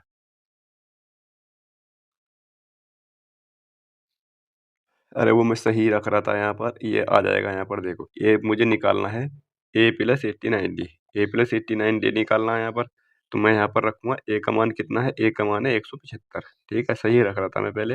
और 89 और गुणा एक 14, यहाँ पर 14 आएगा। ये मैं दोबारा से यहाँ पर रख रहा था, ये गलत रख रहा था मैं। तो 175 प्लस 89 गुणा 14 यहाँ पर आ जाएगा। इसको जब हम गुणा करेंगे जोड़ेंगे तो कितना आ जाएगा, 5 है और 4 नम 36, यानी कि लास्ट में एक आना चाहिए, यानी कि यूनिट डिजिट मेरा एक होना चाहिए, जो कि ऑप्शन नंबर ए में है, ठीक है। 1421 आ जाएगा इसका जोड़ करके। भाई 9 की और 4 की गुणा करी तो मैंने लास्ट में एक आएगा, यानी कि यहाँ पर यूनिट डिजिट एक आएगा। 9 चौक 36 6 आएगा, ठीक है। यहाँ पर 6 आएगा और इसको जब जोड़ूंगा 6 में तो मेरा यूनिट डिजिट 1 बन जाएगा यहाँ पर। तो मेरा 1421 इसका आंसर हो जाएगा। कर सकते हैं इसको। अगला क्वेश्चन इसी में दिया हुआ है। अगला क्वेश्चन दिया हुआ है, सबसे बड़ी संख्या ज्ञात कीजिए जिससे 247 और 189 को विभाजित करने पर क्रमशः 3 और 6 शेष बचते हैं। इसमें क्या है, इसमें क्या करना होता है, दोनों में से इसमें से इसको घटाना पड़ता है हमें। घटाने के बाद जो बचता है उसका एचसीएफ ज्ञात करते हैं, बस एचसीएफ ज्ञात करते हैं, वही आंसर होता है हमारा। 245 में से 3 जाएगा, 200 कितना बचेगा, 244 बचेगा, ठीक है। ये अगला क्वेश्चन है यहाँ पर। 244 बचेगा। इसके बाद 89 में से 6 घटाऊंगा तो यहाँ पर मेरा बचेगा 183। 183 और एक 244 का मैं एचसीएफ ले सकता हूँ। एचसीएफ क्या आ सकता है इसका, यहाँ पर 3 है, तो इसका मतलब इसमें से मेरा 6 6 18 61 हो सकता है, ठीक है। यहाँ ये 61 हो जाएगा। 6 नहीं 61 नहीं, ये हो जाएगा 3, हाँ सही है सही है, 61 हो जाएगा। 61 यहाँ पर मेरा एचसीएफ हो जाएगा, 61 ही मेरा आंसर आ जाएगा। 61 मेरा आंसर क्यों आएगा, अगर मैं 61 को 247 में भाग करता हूँ तो तभी तो मेरे शेष 3 बचेगा। 61 को अगर मैं 89 में भाग करता हूँ तो तभी तो मेरा शेषफल 6 बचेगा, क्योंकि ये नहीं कट रहे हैं बल्कि इनमें से 3 घटाने पर कट रहे हैं वो। ये बात समझ में आ गई होगी। अगला क्वेश्चन इसमें दिया हुआ है। अगला क्वेश्चन ये दिया हुआ है कि एक बेन है आर 1875 18.75% के समतुल्य है, तो व्यंजक टू आर का मान बताना है, क्या होगा। 18.75 आर का मान जो है, आर का मान यहाँ पर क्या दिया हुआ है, आर का मान दिया हुआ है 18.75, आर का मान 18.75% दिया हुआ है, ठीक है। इसको मैं क्या लिख सकता हूँ, मैं 3 बाहर ले लूँगा, यहाँ पर 3 आ जाएगा, 3 छंग 18, 3 दूनी 6 और 3 पंजे, तो मैं 625% लिख सकता हूँ। 625 6.25 की फ्रैक्शन कितनी होती है, इसकी होती है शायद 1/16 हो जाएगी यहाँ पर, ठीक है। 1/16 हो जाएगी, मैं निकाल के देख सकता हूँ, ठीक है। 625 बटे आ जाएगा यहाँ पर 100 और गुणा 100 आ जाएगा 25, ये 25 से घटेगा 25 बार और 25 चौक का 100 आ जाएगा, हाँ ठीक है। 25 कम 25, ठीक है, 1/16 ही है, ठीक है। इसका 1/16 ही है, इसकी फ्रैक्शन जो है 1/16 ही है 6.25 की, तो इसकी टोटल की हो जाएगी 3/16, यानी कि 18.75% की जो फ्रैक्शन होगी वो 3/16 हो जाएगी, यानी कि आर का मान 3/16 है।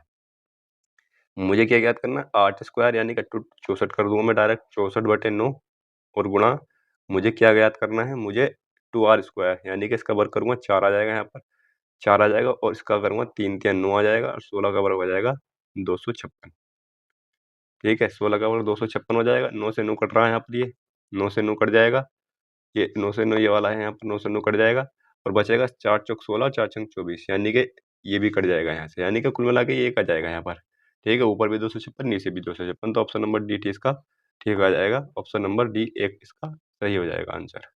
अगला क्वेश्चन भी इसी में दिया हुआ है। अगला क्वेश्चन बोल रहा है कि उमेश ने रुचि से 250 चॉकलेट में से 100 चॉकलेट ले ली। ये क्वेश्चन भी केवल रीजनिंग का मान लो कि रीजनिंग टाइप क्वेश्चन है ये, इसमें कुछ और है नहीं। रमेश ने रुचि से 250 चॉकलेट में से, इसका मतलब ये है कि रुचि के पास कितनी, रुचि के पास 250, पहले कितनी थी, 250 थी, रुचि के पास 250 थी। इसने क्या किया, उमेश ने इससे कितनी ले ली, 100 चॉकलेट ले ली, 100 ले ली तो इसके पास कितनी बची, 150 बची, ठीक है। ये बात समझ में आ गई।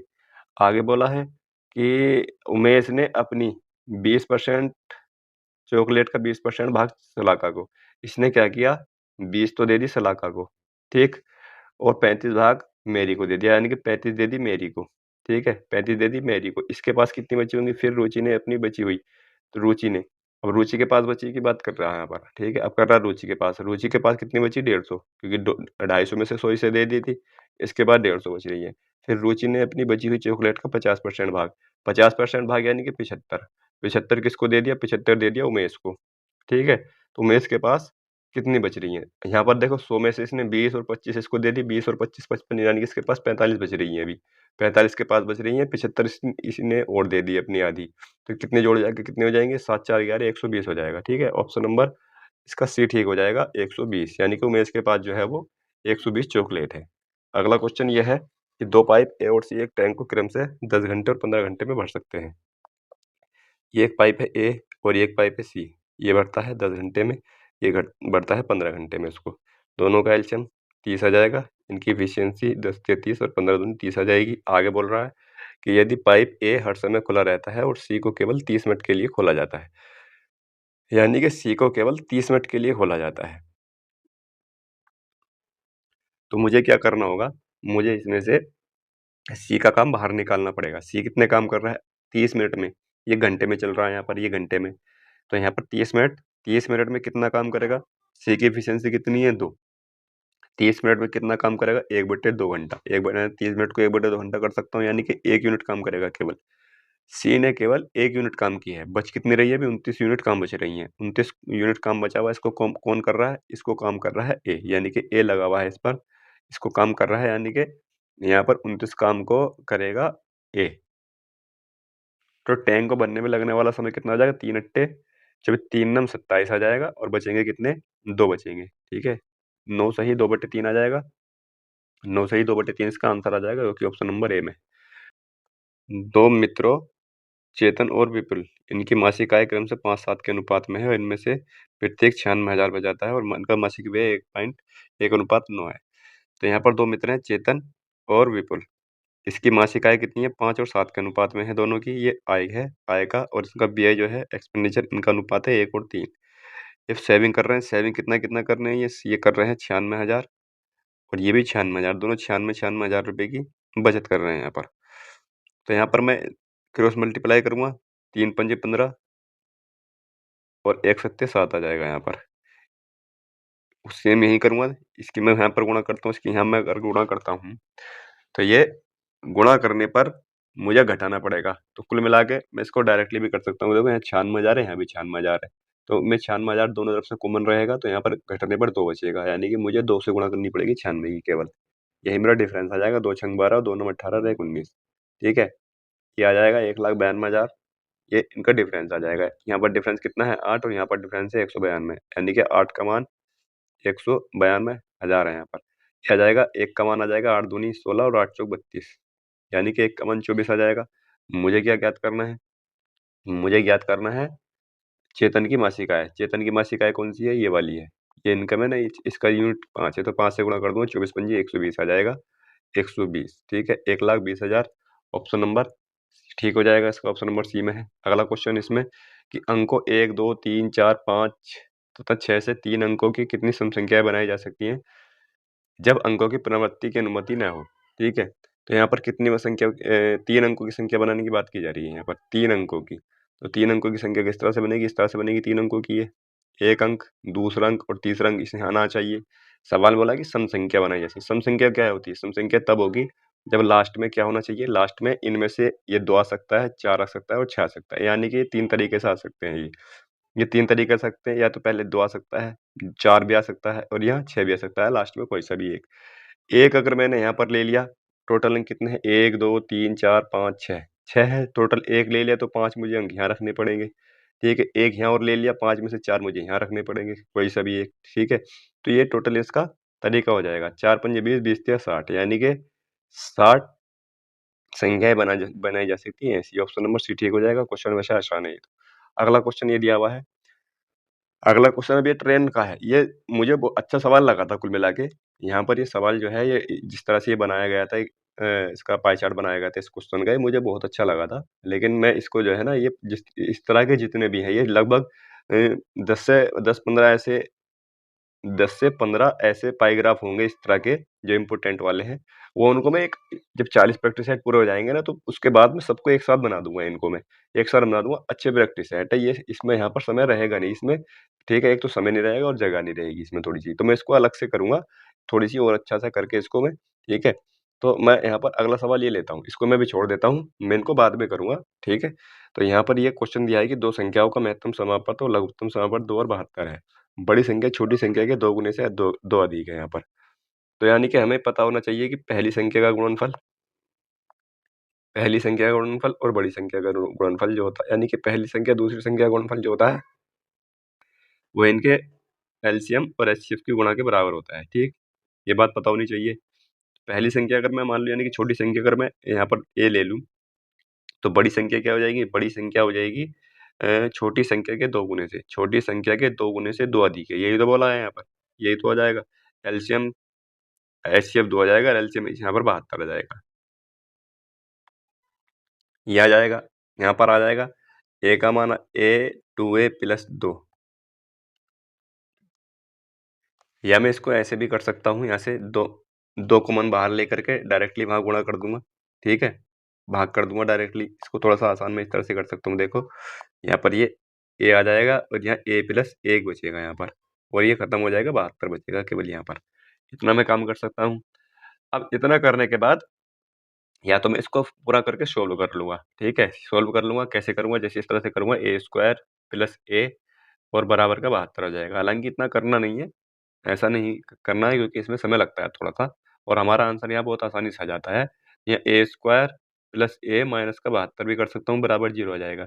72 के मुझे ऐसे टुकड़े करने पड़ेंगे जो घटाने पर मेरा 1 आ जाए, तो 8 9 72 2 हो जाएंगे। A² + 9A और माइनस का 8 है, और यहाँ पर आएगा माइनस का 72। तो इसका मतलब ये माइनस का 8 आएगा। यहाँ पर माइनस का अगर 8 आ रहा, तो ये बाद में पॉजिटिव बन जाएगा 0 के बाद जाने के बाद, यानी कि A का मान जो होगा वो 8 आ जाएगा। तो 8 जो है वो A का मान है, और A ही मेरी छोटी संख्या है। ठीक है, तो ये मेरा आंसर आ जाएगा इस तरह से। लेकिन यहाँ पर हमें इतना करना नहीं होगा, हमें क्या करना होगा, यहाँ पर ये देखना होगा कि A की जगह मैं इसमें से क्या रखूँ, मेरा 72 आ जाए। अगर मैं 4 रख देता हूँ तो 4 पंजे 20 हो रहा है, 6 रखता हूँ 6 सत्ते 42 हो रहा है, 8 रखता हूँ तो 8 9 72 हो रहा है, तो इसका मतलब A का मान यहाँ पर 8 है। देखो कितनी जल्दी से आसानी से पता लग गया इस चीज़ का। ठीक है, अगर यहाँ ये हमें तब करना होता है जब यहाँ कुछ और चीज़ बोल दिया जाए, इस तरह से बोल दिया जाए कि छोटी संख्या का मतलब कुछ इसके बारे में कुछ ऐसी चीज़ बोल दिया जाए, तो तब हमें ये करना होता है। अभी फिलहाल इसमें नहीं करना है। ऑप्शन नंबर सी ठीक हो जाएगा इसका। अगला क्वेश्चन ये है कि एक महिला प्रतिदिन घर से अपने कार्यालय पैदल चलकर जाती है, जिसके लिए उसने एक समय निर्धारित किया है। किसी एक दिन वह अपनी चाल को 25% कम कर देती है। ठीक है, ये 25% कम कर देती है। 25%, 25 चौका 100, यानी कि उसकी चाल पहले 4 थी तो वो 3 कर देती है। ये स्पीड का रेशियो है यहाँ पर। टाइम का रेशियो जस्ट इसका उल्टा हो जाएगा, 3 और 4 हो जाएगा यहाँ पर।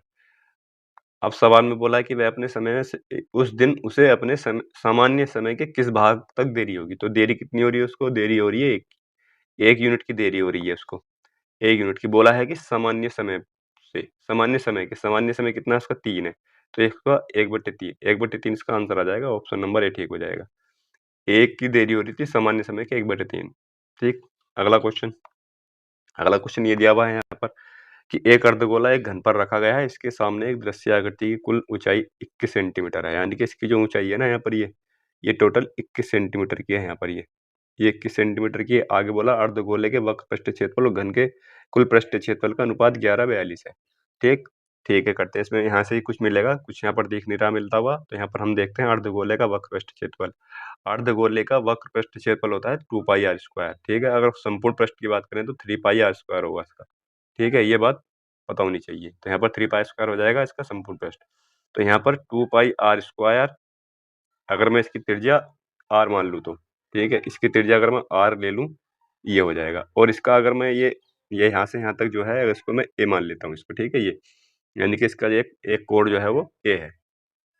तो अर्धगोले का वक्र पृष्ठ क्षेत्रफल 2πr² हो जाएगा। और ये किसका अनुपात, किसके साथ अनुपात है? घन के कुल पृष्ठ क्षेत्रफल। घन का कुल पृष्ठ क्षेत्रफल क्या होता है? 6a² होता है। ठीक है, ये मैंने a ले लिया। 6a² होता है तो बराबर कितना हो जाएगा? बराबर आ जाएगा 11/42 के।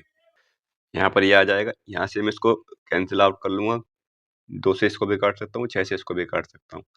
तो ये मेरे पास 2πr² आ जाएगा यहाँ पर, 2πr², और बराबर आ जाएगा यहाँ पर 6 से इसको काटूंगा, 6 सत्ते 42, यानी कि 11a² बटे यहाँ पर आ जाएगा 7 बटे में आ जाएगा। यहाँ पर 7 की इधर में गुणा कर सकता हूँ यहाँ पर।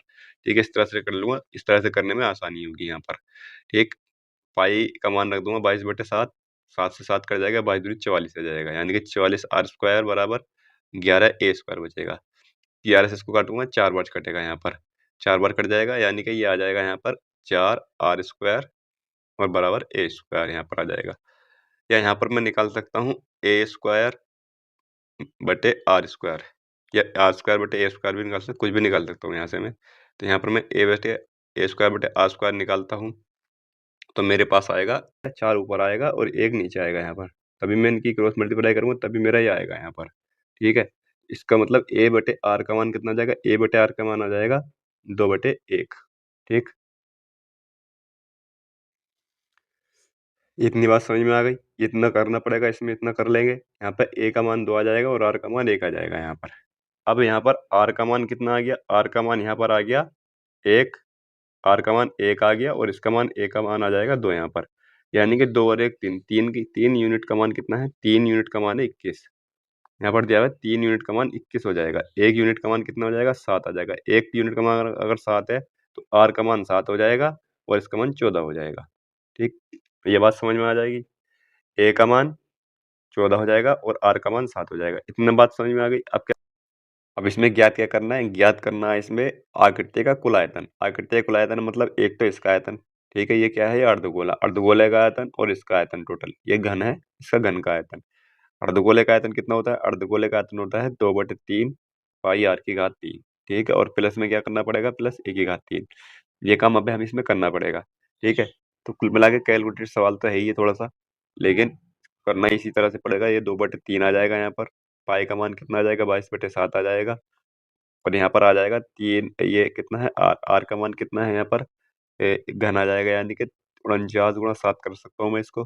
49 × 7 और प्लस में 14 का घन करूंगा, 14 घन आ जाएगा यहाँ पर। 14 घन होता है 27 44, ठीक है। 27 44 होता है 14 का घन यहाँ पर। इसको 7 से 7 कट रहा है यहाँ पर, और कुछ भी नहीं कट रहा है इसमें। 22 दूनी 44 की और 49 की गुणा करूंगा। 44, 22 दूनी 44 की और 49 की गुणा करने के बाद 3 से भाग कर दूंगा और 2744 में वो जोड़ दूंगा मैं, ठीक है। 2744 में वो जोड़ दूँ, मेरा आंसर आ जाएगा। इतना काम आप कर सकते हैं आप, ठीक है। अगला काम, अगला सवाल ये है यहाँ पर कि यदि एक दुकानदार को 25% की हानि होती है, तो निम्नलिखित में से कौन सा कथन सही है या गलत है, या कौन से ये सही सही बताने की सही कौन से कथन है इसमें। तो इसमें दिया हुआ है कि 25% की हानि होती है। 25% की हानि का मतलब क्या होता है? 25% की हानि का मतलब होता है 1/4। 25% की मतलब होता है 1/4, तो हानि का मतलब हो जाएगा 3/4, ठीक है। हानि का मतलब 3/4। 4 रुपए की कोई चीज थी, 1 रुपए की हानि में बेची, ठीक। तो उसको उसने 3 रुपए में बेची है, वो 4 रुपए की खरीद पर है, तभी उसको हानि हो रही है यहाँ पर। सवाल में बोला है कि 15 वस्तु का क्रय मूल्य 20 वस्तु के विक्रय मूल्य के बराबर होगा। यानी कि ये देखो यहाँ पर 15 वस्तु है, यहाँ पर 15 सीपी और 20 एसपी, ठीक है। यहाँ पर मैं निकाल सकता हूँ इसमें हानि है या लाभ है। यहाँ पर ये हानि है या लाभ है, ये देखना कि इसके बराबर है क्या, 25% की हानि के बराबर है क्या। तो यहाँ से रेशियो भी ले सकता हूँ, लेकिन रेशियो नहीं लेकर डायरेक्ट भी कर सकता हूँ। सीपी का मान यहाँ पर 20 है, एसपी का मान यहाँ पर 15 है, ठीक। तो यहाँ पर जाहिर सी बात है हानि ही है। हानि कितने की है? 5 की हानि है। 5 की हानि कितने पर? 15 पर, ठीक है। 5 की हानि 20 पर, ठीक है। 20 जो है वो सीपी है, सीपी का मान कितना है? 20 है यहाँ पर। तो ये 20 पर है। 20, 5 चौक 20, तो यहाँ पर 100 आएगा। 5 चौक यानी कि 25% की हानि हो रही है उसको यहाँ पर। तो इसका मतलब पहला कथन ठीक है, पहला कथन ठीक है, 25% की हानि दे रहा है वो। अगला कथन देखते हैं। अगला कथन 12, 12 सीपी का क्रय मूल्य और 17 सीपी का विक्रय मूल्य बराबर है। तो यहाँ पर भी सीपी का मान कितना आ जाएगा? 17 आ जाएगा। और एसपी का मान कितना आ जाएगा? एसपी का मान 12 आ जाएगा। तो यहाँ पर भी 5 की हानि हो रही है, 5 की। लेकिन इस बार जो सीपी है वो 17 है, और गुणा 100 करूंगा, तो 100 करूंगा तो यहाँ पर 25 तो आएगा नहीं। 25% से कुछ, यानी कि 500, 17 पंजे 17 तिया 51, लगभग 25 से तो ऊपर अधिक ही जा रहा है ये। तो यहाँ पर क्या होगा? ये दूसरा कथन गलत हो जाएगा, तो केवल एक कथन सही है, ये इसका आंसर हो जाएगा। एक आकृति दी हुई है, इस तरह से आकृति दी हुई है यहाँ पर। इसमें क्या ज्ञात करना है, मैं ऐसे ही बता रहा हूँ। इसमें इसमें ज्ञात करना है इस छायांकित भाग का क्षेत्रफल। ये जो छायांकित भाग है इसका क्षेत्रफल ज्ञात करना है, ठीक है। तो हमें छायांकित भाग ज्ञात करने के लिए हमें क्या ज्ञात करना पड़ेगा? ये जो यहाँ पर अर्धवृत्त दिया हुआ है, ये यहाँ पर अर्धवृत्त दिया हुआ है, इस अर्धवृत्त का क्षेत्रफल निकालना पड़ेगा, ठीक है। यहाँ पर इस अर्धवृत्त का, और ये छोटा वर्ग है, इसका क्षेत्रफल निकालना पड़ेगा, और इसका क्षेत्र, दोनों का क्षेत्रफल को इस टोटल में से निकालना पड़ेगा, ये जो पूरा है यहाँ पर, ठीक है। सवाल में इसमें दिया हुआ था 14 सेंटीमीटर इसकी भुजा थी, बड़े वाले की भुजा कितनी? 14 सेंटीमीटर। तो इसका वर्ग कितना हो जाएगा? यानी कि इसका क्षेत्रफल हो जाएगा ए स्क्वायर, यानी कि ए स्क्वायर यानी कि 196, यानी कि बड़े वाले का तो 196 आ जाएगा। कुल मिलाकर हमें 196 से घटाना पड़ेगा। क्या क्या घटाना पड़ेगा? ये जो अर्धवृत्त है, अर्धवृत्त का क्षेत्रफल, अर्धवृत्त का क्षेत्रफल कितना होता है? पाई आर स्क्वायर बटे 2 होता है, ठीक है। 22 बटे 7 गुणा 2 रख सकता हूँ इसको, और आर कितना है? आर कितना हो जाएगा एक बार बताओ। यहाँ पर ये टोटल जो लंबाई थी यहाँ पर कितनी थी? ये 14 थी यहाँ पर, 14। तो इसकी त्रिज्या है ये आधी, आधी त्रिज्या होती है तो त्रिज्या हो जाएगी यहाँ पर 7। 7 हो जाएगी, 7 सत्ते 49 आ जाएगा यहाँ पर। 7 से 49 आएगा, 7 से 7 का यानी कि 7 आएगा, तो 11, 11 सत्ते 77 आ जाएगा यहाँ पर ये। 11 सत्ते 77 आ जाएगा। मुझे 77 घटाना पड़ेगा इसमें से, और क्या मुझे घटाना पड़ेगा? और मुझे इसका छोटा वाला जो है ये, मुझे इसका क्षेत्रफल घटाना पड़ेगा, ये छोटा वाला जो है। इसका क्षेत्रफल कैसे निकालूँगा यहाँ पर मैं? यहाँ से यहाँ तक, यहाँ से यहाँ तक है ये, यहाँ से यहाँ तक की जो दूरी है इसका विकर्ण बन जाएगा, और यहाँ से यहाँ तक की दूरी कितनी है? 7 है यहाँ से। कैसे है 7? क्योंकि यहाँ से यहाँ तक की 7 है, तो यहाँ से यहाँ तक की भी 7 होगी। ठीक है, 7, 7 हो जाएगी। तो यहाँ पर 7 आ जाएगा, क्योंकि इसका जो भुजा थी वो 14 सेंटीमीटर की थी टोटल। टोटल भुजा 14 सेंटीमीटर की थी, 14 है यहाँ पे, तो 7 ही होगा, 7 ही होगा। तो अब इसका विकर्ण कितना है? विकर्ण इसका 7। अगर विकर्ण 7 है इसका, तो इसका क्षेत्रफल क्या होगा? क्षेत्रफल होता है 1/2 विकर्ण का वर्ग। विकर्ण कितना? 7 से 49 आ जाएगा, तो इसका जो क्षेत्रफल आ जाएगा 49/2 आ जाएगा। तो मुझे और क्या घटाना पड़ेगा? और मुझे घटाना पड़ेगा यहाँ से 49/2। यहाँ से 49/2 मुझे घटाना पड़ेगा।